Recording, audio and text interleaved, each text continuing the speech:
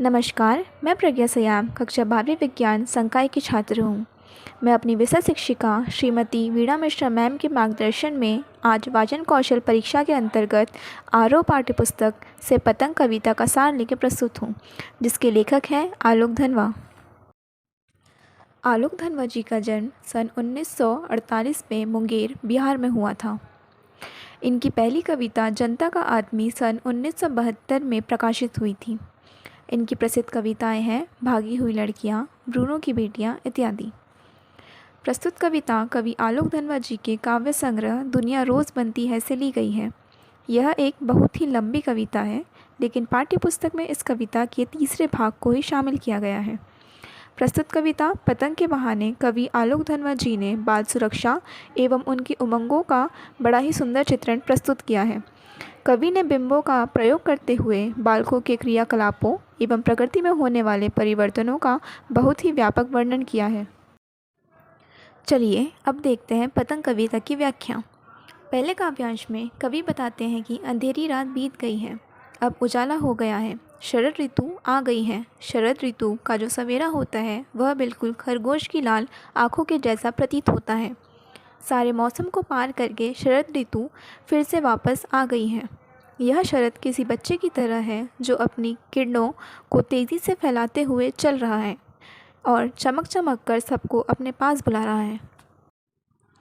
दूसरे काव्यांश में कवि कहते हैं कि बालक शरद चमकीले इशारों से बच्चों के समूह को बुलाता है।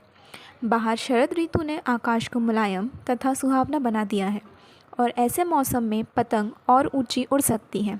सारा वातावरण इस तरह से हो जाता है कि बच्चे पतंग उड़ाएं, सबसे हल्की और रंगीन पतंग जिसे बच्चों का मन ऊंचे से ऊंचा उड़ाना चाहता है। तीसरे काव्यांश में कवि बताते हैं कि बच्चों के तलवे में कपास बंधी हुई है, उनको कठोर तल का आभास नहीं होता है। वे बेसुध होकर दौड़ते रहते हैं, एक जगह टिकते नहीं हैं। जब वो दौड़ते रहते हैं तो ऐसा लगता है कि मृदंग बज रहे हों, ऐसा लगता है पृथ्वी उनके साथ भाग रही है। उनके लिए छत की कठोरता भी मुलायम है। कभी कभी वो छत के खतरनाक किनारे तक आ जाते हैं, मगर उनका लचीलापन उनको गिरने से बचा लेता है।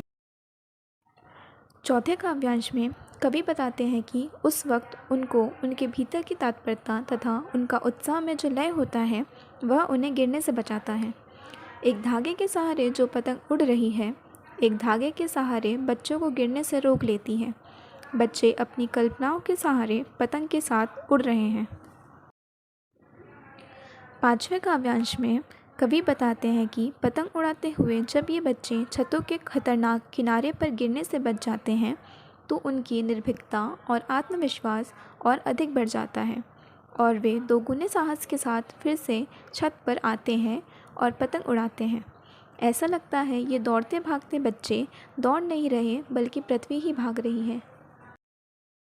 आशा है मेरे द्वारा दी गई जानकारी आपके लिए लाभप्रद होगी। धन्यवाद।